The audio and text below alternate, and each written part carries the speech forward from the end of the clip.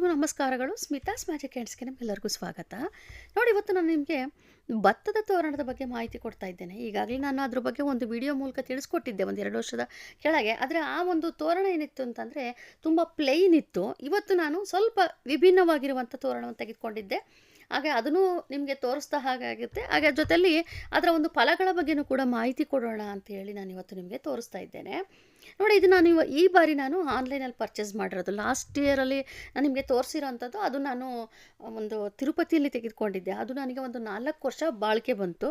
ಅದರ ನಂತರದಲ್ಲಿ ಈಗ ಅದನ್ನು ತೆಗೆದುಬಿಟ್ಟು ಇವಾಗ ಇದನ್ನು ತೆಗೆದುಕೊಂಡಿದ್ದೇನೆ, ಇದನ್ನು ಹಾಕೋದಕ್ಕೋಸ್ಕರ. ಹಾಗಾಗಿ ನಾನು 2 ಆಗುತ್ತೆ ಅಂತ ಹೇಳಿ ನಿಮಗೆ ತಿಳಿಸ್ಕೊಡ್ತಾ ಇದ್ದೇನೆ.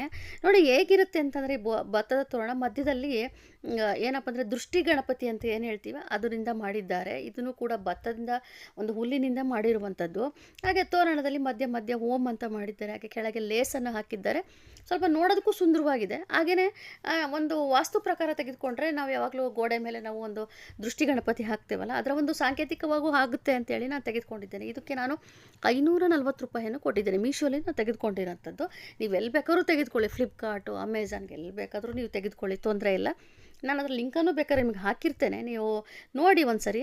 ಆದರೆ ನಾನು ಈಗಾಗಲೇ ನಿಮ್ಗೆ ಹೇಳಿದಾಗೆ ಇದೇ ರೀತಿಯೇ ತೆಗೆದುಕೋಬೇಕು ಆ ಥರ ಏನಿಲ್ಲ. ನಿಮಗೆ ಕಡಿಮೆ ಅಂದರೆ ಪ್ಲೇನ್ ಇರೋಂಥದ್ದು ನಿಮಗೆ ತುಂಬ ಕಡಿಮೆಗೆ ಸಿಗುತ್ತೆ. 250, 220 ಆ ಥರ ಎಲ್ಲ ಸಿಗುತ್ತೆ. ಅದು ಕೂಡ ಹಾಕ್ಬೋದು. ಭತ್ತದ ತೋರಣ ನೋಡೋದಕ್ಕೆ ಹೇಗೆ ಇರಲಿ, ಅದು ಹಾಕಿದ್ರೆ ಅದು ಅಷ್ಟೇ ನಮಗೆ ಫಲ ಸಿಗುವಂಥದ್ದು. ಹೀಗೆ ಹಾಕಬೇಕು ಆ ಥರ ಏನಿಲ್ಲ. ನಾನು ಇದನ್ನು ಹೊಸದಾಗಿ ತೆಗೆದುಕೊಂಡಿರೋದ್ರಿಂದ ನಿಮ್ಗೆ ತಿಳಿಸ್ಕೊಡ್ತಾ ಇದ್ದೇನೆ ಅಷ್ಟೇ. ನೋಡಿ, ಈ ಭತ್ತದ ತೋರಣ ನಾವು ಮನೆಯ ಬಾಗಿಲಿಗೆ ಹಾಕೋದ್ರಿಂದ ಲಕ್ಷ್ಮೀ ಅಮ್ಮನವರ ಒಂದು ಆಶೀರ್ವಾದ ಸಿಗುತ್ತದೆ. ಹಾಗೆಯೇ ಮನೆಯ ಒಳಗೆ ಬರುವಂಥ ಅಂದರೆ ಹೊರಗಿಂದ ಬರುವಂಥ ಒಂದು ದುಷ್ಟಶಕ್ತಿಗಳು ಏನಿರುತ್ತೋ ಅದು ನಮಗೆ ನಿವಾರಣೆ ಆಗ್ತಾ ಹೋಗುತ್ತದೆ. ಅದರ ಜೊತೆಯಲ್ಲಿ ಧನಧಾನ್ಯ ಕೂಡ ಸಮೃದ್ಧಿ ಹೆಚ್ಚಾಗ್ತಾ ಹೋಗುತ್ತದೆ. ಅನ್ನಪೂರ್ಣೇಶ್ವರಿ ಅಮ್ಮನವರ ಅನುಗ್ರಹ ಕೂಡ ಸಿಗ್ತಾ ಹೋಗುತ್ತದೆ. ಅದರಲ್ಲೂ ಈಗ ರಥಸಪ್ತಮಿ ಮುಗಿದ ನಂತರ ತುಂಬ ಜನ ಏನು ಮಾಡ್ತಾರೆ ಅಂದರೆ ಹೊಸ ಮನೆಗಳಿಗೆ ಹೋಗ್ತಾ ಇರ್ತಾರೆ. ಅಲ್ಲಿ ನೀವು ಈ ತೋರಣವನ್ನು ಹಾಕ್ಬೋದು. ಹಾಗೆ ಈಗಾಗಲೇ ನಿಮ್ಮ ಮನೇಲಿ ತೋರಣ ಇದೆ, ನೀವು ಕೆಲವೊಬ್ರು ಏನು ಮಾಡ್ತಾರೆ ಅಂದರೆ ಹಬ್ಬಗಳಲ್ಲಿ ಮಾತ್ರ ಹಾಕ್ಕೊಳ್ತಾ ಇರ್ತಾರೆ. ಆಗ ನೀವು ಎಷ್ಟು ದಿವಸಗಳು ಹಾಕ್ಬೋದು ಅಂದರೆ ಕೊನೆ ಪಕ್ಷದಲ್ಲಿ ತಕ್ಷಣ ತೆಗೆದಿಡಬೇಡಿ. ಒಂದು 3 ದಿವಸ, 5 ದಿವಸ, 11 ದಿವಸಗಳಾದರೂ ಹಾಕಿ. ಈಗ ಹೊಸ ಮನೆಗೆ ಹೋಗುವಂಥವರು 21 ದಿವಸನಾದ್ರೂ ಈ ಒಂದು ತೋರಣ ಹಾಕಲೇಬೇಕಾಗುತ್ತದೆ. ಈ ತೋರಣದ ಹಿಂಬದಿಯಲ್ಲೂ ಅಷ್ಟೇ ದಾರದಿಂದ ತುಂಬ ಬಿಗಿಯಾಗಿ ನೇಯ್ದಿದ್ದಾರೆ. ಹಾಗಾಗಿ ತುಂಬ ಚೆನ್ನಾಗಿದೆ, ನೋಡೋದಕ್ಕೆ ಮಾತ್ರ ಭಾಳ ಚೆನ್ನಾಗಿದೆ. ಅಷ್ಟೇ ಬಾಳಿಕೆ ಬರುತ್ತೆ ಅಂತ ಅಂದ್ಕೊಂಡಿದ್ದೇನೆ. ನನಗೆ ಹಳೆಯದೇನೆ 4 ವರ್ಷ ಬಾಳಿಕೆ ಬಂದಿತ್ತು. ಇದು ನೋಡಬೇಕು ನಾನು ಎಷ್ಟು ವರ್ಷ ಬರುತ್ತೆ ಅಂತೇಳಿ. ನೋಡೋದಕ್ಕೆ ತುಂಬ ಸುಂದರವಾಗಿದೆ. ಹಾಗೆಯೇ ಇನ್ನೊಂದು ಮಾಹಿತಿ ನೋಡಿ, ಈ ತೋರಣ ನೀವು ಬಾಗಿಲಿಗೆ ಹಾಕ್ತಾ ಇದ್ದೀರಿ ಅಂತಂದರೆ ಹಾಕುವಂಥ ಸಂದರ್ಭದಲ್ಲಿ ನೀವು ಮಂತ್ರಗಳನ್ನ ಹೇಳ್ಕೊಳ್ಳಿ.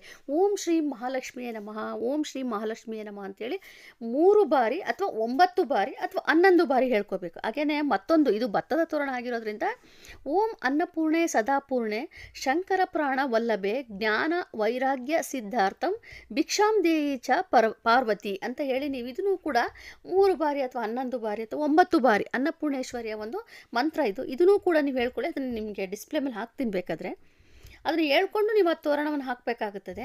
ಈಗ ಕೆಲವೊಬ್ರಿಗೆ ಏನಾಗುತ್ತೆ ಅಂದರೆ ಮನೆಗೆ ತುಂಬ ದೃಷ್ಟಿ ಆಗಿತ್ತು ಅಂತಂದರೆ ಆ ತೋರಣ ಕೆಟ್ಟೋಗ್ಬಿಡುತ್ತೆ. ಅದು ಭತ್ತ ಎಲ್ಲ ತೊಯ್ದೋಗಿ, ಅಂದರೆ ಮಳೆಗಾಲನೂ ಸಮಸ್ಯೆ ಇದ್ದೇ ಇರುತ್ತೆ. ಬಾಗಿಲಿಗೆ ನಮಗೆ ತಕ್ಷಣ ಬಾಗಿಲಿಗೆ ಆ ನೀರು ಬೀಳ್ತಾ ಇರೋ ಸಂದರ್ಭದಲ್ಲಿ ಅದು ತುಂಬ ನೆಂದು ಕೊಳ್ತೋಗೋಂಥ ಸಂದರ್ಭನೂ ಆಗುತ್ತೆ. ಅಥವಾ ದೃಷ್ಟಿ ಆದರೂ ಕೂಡ ಕೊಳ್ತೋಗುತ್ತೆ. ಆ ಒಂದು ಸಂದರ್ಭದಲ್ಲಿ ನೀವು ತೆಗೆದುಬಿಟ್ಟು ಅಲ್ಲಿ ಇಲ್ಲಿ ಹಾಕೋದಕ್ಕೆ ಹೋಗಬಾರ್ದು. ಅಥವಾ ತುಂಬ ಹಳೇದಾಗಿದೆ ಅಂತಂದ್ರೂ, ಸೌದೋಗಿದೆ ಅಂದರೂ ಕೂಡ ಅದನ್ನು ನೀವು ಸುಮ್ಮನೆ ಹಾಗೇ ಹೋಗಿ ಕಸದ ಪುಟ್ಟಿಗೆ ಹಾಕುವಂಥದ್ದು ಹಾಗೆಲ್ಲ ಮಾಡಬಾರ್ದು.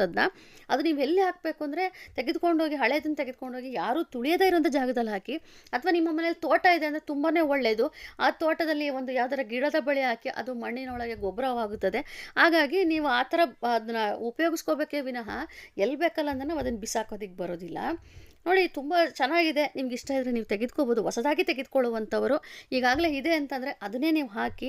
ಯಾವುದಾದೋ ತೋರಣ, ಪ್ಲಾಸ್ಟಿಕ್ ತೋರಣಗಳೆಲ್ಲ ಹಾಕೋದಕ್ಕಿಂತ ಇದು ತುಂಬಾ ಒಳ್ಳೆಯದು ಅಂತ ಹೇಳ್ಬೋದು. ನಿಮಗೆ ಕಾಣಿಸ್ತಾ ಇರ್ಬೋದು, ನಾನು 2 ಬದಿಯಲ್ಲೂ ಕೂಡ ಪ್ಲಾಸ್ಟಿಕ್ ಇರೋವಂಥದ್ದೇ ಹೂವಿಂದ ಮಾಡಿರೋವಂಥದ್ದು ಹಾಕಿದ್ದೇನೆ.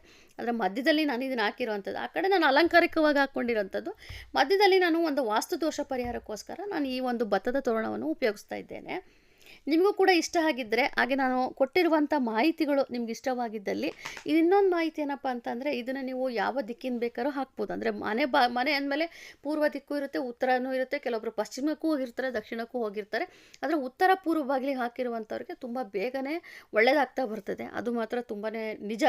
ಹಾಗೆಯೇ ಎಲ್ಲದಕ್ಕೂ ಕೂಡ ಒಳ್ಳೆಯದಾಗುತ್ತೆ. ಈ ಮಂತ್ರವನ್ನು ಹೇಳ್ಕೊಂಡು ಹಾಕಿ, ಆಮೇಲೆ ತೆಗೆಯುವಂಥ ಸಂದರ್ಭದಲ್ಲಿ, ಈಗ ಹಳೇದನ್ನು ತೆಗೆದಾಕ್ತಿರೋ ಸಂದರ್ಭದಲ್ಲಿ ನೀವು ಏನು ಹೇಳ್ಕೋಬೇಕು ಅಂತಂದರೆ, ನನಗೆ ಇಷ್ಟು ದಿವಸ ಈ ತೋರಣ ಹಾಕಿರೋದು ಮಾಡೋದ್ರಿಂದ ನಮಗೆ ತುಂಬಾ ಮನೆಗೆ ಒಳ್ಳೆಯದಾಗಿದೆ. ಹಾಗೆ ನಾನೀಗ ತೆಗಿತಾ ಇದ್ದೇನೆ, ಮುಂದೂ ಕೂಡ ನಮ್ಗೆ ಒಳ್ಳೆಯದಾಗಬೇಕು ಅಂತ ಕೇಳಿಕೊಂಡು ಹಳೆದನ್ನು ತೆಗೆದು ನೀವು ಯಾರೂ ತುಳಿಯದೇ ಇರುವಂಥ ಜಾಗದಲ್ಲಿ ಇಡಬೇಕಾಗುತ್ತದೆ. ಇದಿಷ್ಟು ನೀವು ಭತ್ತದ ತೋರಣದ ಬಗ್ಗೆ ನಾನು ಕೊಡ್ತಿರುವಂಥ ಮಾಹಿತಿ ಎಲ್ಲರೂ ಕೂಡ ಇಷ್ಟವಾಗಿದೆ ಅಂತ ಅಂದ್ಕೊಂಡಿದ್ದೇನೆ. ಹಾಗೆಯೇ ಇವತ್ತಿನ ಒಂದು ವಿಡಿಯೋ ನಿಮ್ಗೆ ಇಷ್ಟವಾಗಿದ್ದಲ್ಲಿ ದಯವಿಟ್ಟು ಆದಷ್ಟು ಶೇರ್ ಮಾಡಿ, ಲೈಕ್ ಮಾಡಿ, ಕಮೆಂಟ್ ಮಾಡಿ, ಹಾಗೆಯೇ ಸಬ್ಸ್ಕ್ರೈಬ್ ಮಾಡ್ಕೊಳ್ಳಿ. Thank you.